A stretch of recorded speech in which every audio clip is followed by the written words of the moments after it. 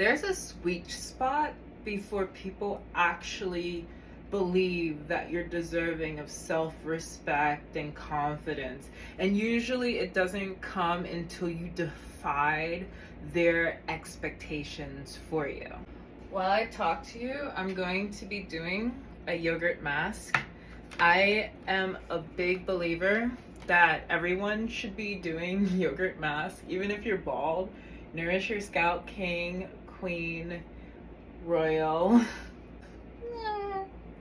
I have been on this radical self-love journey, and the reason why I say radical is because it feels like a revolutionary act to love myself and to see myself outside of the categorization system that the world is committed to seeing people in. The coolest thing about this mask is it's vegan. Something that I learned from being fairly popular pretty much for most of my adult life in some type of way, whether it was because I was notorious or because people really subscribed to something that I believed in or something that I was into. At some point in my life, at various points of my life, I have been one of the populars. And a part of that has made me fairly aware of how people have love-hate relationships with people that they find physically attractive or even just attractive mentally, spiritually, whatever. There are people who at numerous parts of my life will find me very cool to be around, and then when I actually have a personality and flaws and things that are annoying, that like becomes toxic, for a lack of better words. For example, I once had a friend who, whenever I would start feeling really positively about myself, they would remind me to be humble. For example, I was really proud because even though it's really hard to get paid internships, I would say that a good chunk of the internships that I had were paid, and they were paid very well. As a result, I was naturally very proud of myself. In college, I finished in 3 years. I was a part of my school's honor program. I then went on to go to my first choice grad school, and I really did a lot of sacrifices to get where I was. I ended up spending less time with family. I stayed up late working on assignments. I did all the things necessary to achieve the success that I wanted.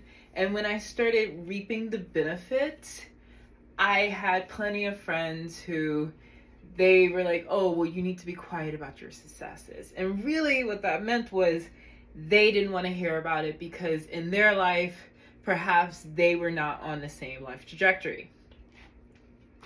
Which really just meant that I needed to be better at making friends who did see themselves on the same life trajectory. And the problem with that is you can't necessarily choose your friends. They also have to choose you, and you can't force friendship. You can't go into a social house and see some of the most successful people that you have ever seen in your life and just walk up to them and think that you're automatically going to be accepted. People have to like you for you. They have to want to engage with you for you. It's not that simple as just expecting things to come to you. Even if you are someone who is super well off or super attractive, sometimes people may be even more suspicious of you, or they're only going to want to spend time with you based on what you can offer them. And granted, That's a lot of relationships. A lot of us look for safety in relationships, or we look for someone who is a good listener in relationships.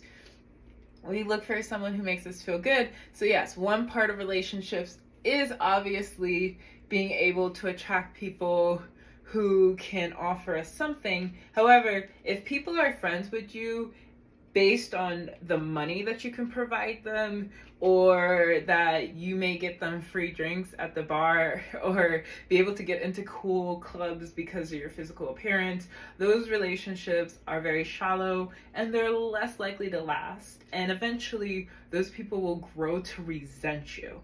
They will grow to resent you, and they will possibly grow to hate you. I've been listening to the podcast Being Human, and Dessa, the podcast host, I'm pretty sure that's her name, talks about how hate is something that we need to be aware of. She has on a psychologist who explains that hate is this powerful emotion, this powerful belief that something should not exist, that it should eventually be eradicated. And that is why hate is not something that we take lightly. We do not take hate lightly, because hate is probably one of the most powerful and dangerous feelings that someone could experience. Put in some Miracle Repair Protective Leave-In conditioner. I mixed this with oil. So if you buy it, it's gonna be a slightly different consistency. Making sure to get all up in my scalp first, and then extending over to the hair. Following that topic of hate, I don't think love-hate relationships should be taken lightly. Love-hate relationships, you can't love-hate someone, because love is the opposite of hate. You can't be fluctuating on those two polarities where you on one side want more of a particular type of person, or more of the person that you claim to love in your life, while in the same breath wanting them to be eradicated. That's so odd, and I can't imagine that anybody balances that well. And from having some relationships that truly were love-hate relationships, what I've come to learn is they never get better. And eventually, they never really like you. It's not really love. It's more so that there are points where they adore you. Kind of like how people adore children that aren't their own, or adore animals that aren't their own. They adore something and care about something based off of a shallow and superficial metrics, and then once that creature or focus of their interest is less than perfect, for example, they're babysitting a child they adore, and the child ends up defecating in its diaper, and then the person no longer adores that child anymore because that child is human. Or they're playing with a puppy, and the puppy accidentally pees on their rug, and then they begin to resent the dog strongly, as opposed to just being able to recognize that's a puppy, they didn't know any better. That's strange, and people do it in love-hate relationships. Again, it's really not a love thing. It's more they adore this person, they enjoy and like the benefit that they get from the person. They may even like character traits that the person possesses. However, they don't actually really love or care about or wish well on the person that they're in this love-hate relationship with. And having had a few of those relationships in my life, I've grown to realize how those relationships keep us from radical self-love. I'm going to tie this up for a second, just because I need it to chill in my hair. A lot of people have ideas of what they believe is worthy of self-love. And even though they say, oh, you should love yourself, you should embrace yourself, they still have metrics that they measure who is worthy of self-love. And if you are not a particular race, if you're not a particular gender, if you are not able-bodied, if you are overweight, if you are too skinny, if you don't have certain proportions, if you don't wear your hair in a certain way, if your skin color is too light or too dark, that can affect how people determine your worth.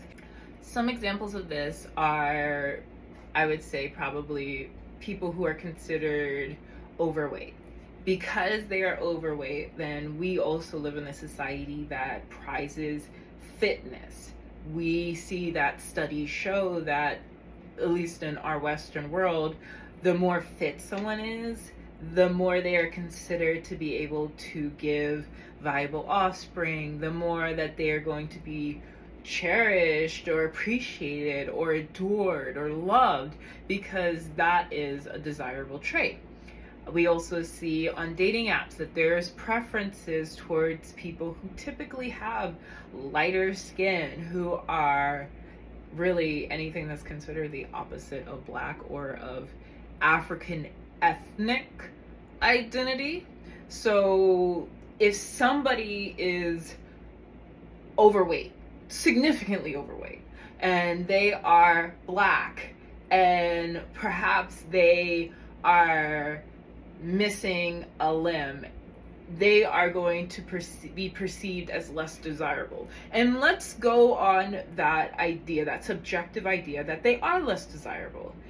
I don't necessarily think it really does anybody any benefit to be delusional in receiving how someone is going to be treated in their society. The problem isn't so much, oh my gosh, we recognize that they're going to be less desirable in their society, as much as we then believe that that person should not be able to like themselves, that that person can't see themselves as desirable in their own world, and that they should walk around the world with lower self-esteem. And the problem with a lower self-esteem is that makes someone more vulnerable to abuse. It makes someone more vulnerable to dangerous situations. It makes someone more vulnerable to mistreatment. So even if someone is considered less desirable in their society, they still have to have a higher self-esteem.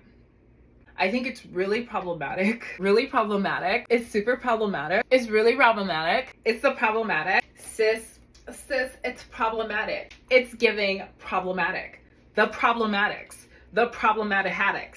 The problematic mathematics. Problematic. Problematic.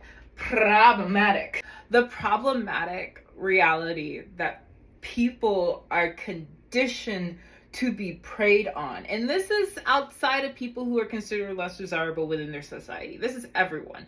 And I will definitely go ahead and say a lot of people who are physically attractive also experience this. I know that sounds wild, however, it's true. A lot of people who are physically attractive, specifically women, are taught to believe that they have a lower self-esteem and to be humble. And that's really because that's what predators do. Predators rely on their prey being weak, because the weaker their prey is, the easier it is for them to catch their prey. So they would rather have people have low self-esteem. They would rather people disrespect themselves and not believe that they are worth having self-belief in, having confidence, because one, if they can't have it, neither can you. And two, instead of being better, they would rather that the world be worse. A lot of people ask me why I'm single, and a big part of the reason why I'm single is because I am committed to myself, and I'm so committed to myself that this relationship I'm in with myself is going to last for the rest of my life. And being in a relationship with myself means that I look at the mistakes I've made in the past and I go, well, self, well, you need to raise your standards. You need to raise your standards. you need to treat yourself better. In fact, you need to invest in yourself. And being in that process of investing myself and raising my standards and realizing in order for me to raise my standards, I have to be better. So doing the things that I need to do to be better for myself have really occupied much of my time. I've seen a lot of therapists on Instagram say, there's no wrong time to be in a relationship, and if you just want to be in a relationship, then just be in a relationship. And I completely think that that's a load of bull. I think that there are absolutely wrong times to be in a relationship. In fact, if you do not know how to love yourself, and to me, loving myself means that I want to see more of me in this world. And that's not about reproduction. It's more so I want to see more of the best parts of me in this world. I want to see the joy that I possess and am capable of experiencing out in the world. I want to see clear skin Monisha out in the world because I really enjoy science, and being my own little guinea pig has been a really, really fun time for me. I want to see more smiles from myself. That's what self-love is. And to me, being able to be in that position where I no longer care what the society I live in thinks about my worth. I do not care if they think because I have darker skin that I lose points off of some racist white supremacist metrics of desirability. A lot of people cannot stand people who radically self-love. And it's crazy. I'm going to say the C word here. Crazy. It's actually crazy. It is unthinkable to have negative feelings, hatred, resentment, anger, to feel betrayed by someone loving themselves radically, wholly, holistically, completely. That's wild. That's scary. That's dangerous. That is a very dangerous thing. And since I've become more aware of people's harmful feelings towards some people who radically self-love, it has taught me to pull back and to go around the world sober. Be very careful. Don't just be all out there with anybody is what I've learned, because geez Louise, some people are on one, yo. On one. Some people can't even begin to understand the reality bubble that people who radically self-love themselves are in, and even the way that they understand the way that someone who radically self-loves themselves, communication style and language, is usually rooted in their own insecurities. And what's even worse is they don't ask questions. So they just go with that idea.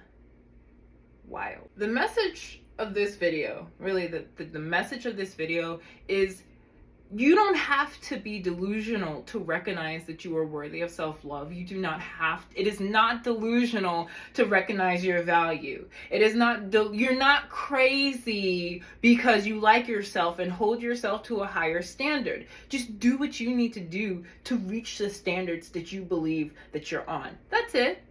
And if you live in a society or a culture that is bent on believing the worst of you, you better recognize that you're going to be in your little reality bubble. Be careful who you let into the bubble, because just like the colonizers in the Wakanda Forever movie, they're going to try to penetrate that bubble, as well as, gang wars. If you've seen Wakanda Forever, you know what I mean by gang wars. Hopefully you understand what I mean.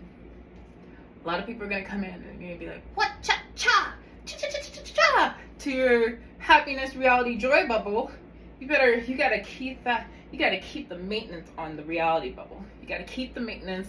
You gotta make sure that your block hand is strong. You wanna know what a block is? A block is, you are doing something that threatens my self-preservation and mental health, so,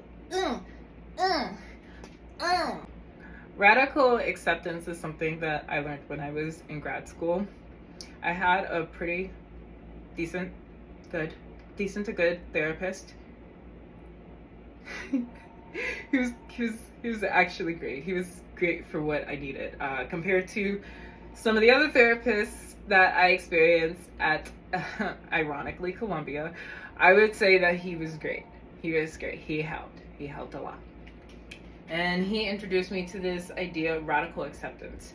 And at the time, I didn't really understand what radical acceptance was going to do to my life, because it's not that I hadn't accepted my life as much as I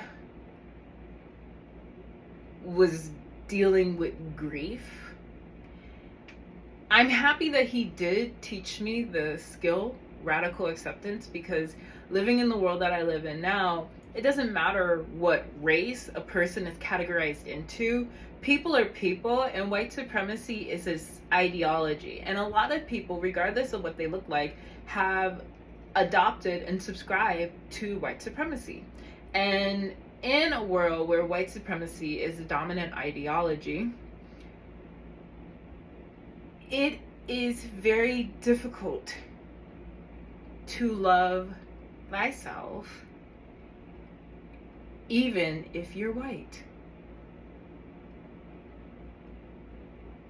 For that reason, you have to create a reality bubble in which white supremacy doesn't exist. And hopefully, if you keep your standards high and you keep your reality bubble strong, you'll meet other people who also do not live in the fullness of white supremacy, and they've created a bubble where that bubble blocks out white supremacist ideas, and they challenge it and eventually get to this place where they're healthy and have even reached the point where they can think of themselves and the world around them outside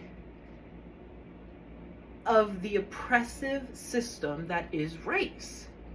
And when you can meet those people, you can meet those people who are not viewing themselves through the racist ideology, the sexist ideology. And sexism isn't the differentiation between male and female. Sexism is the oppressive belief system that one sex is superior and the other is inferior. If you meet people who truly are just kind and humane, you'll find it becomes easier to maintain the strength of your bubble, because your bubble isn't alone anymore. And it might be really difficult to trust people. However, trust is a practice, and eventually it gets easier, and life can be a very beautiful and great place.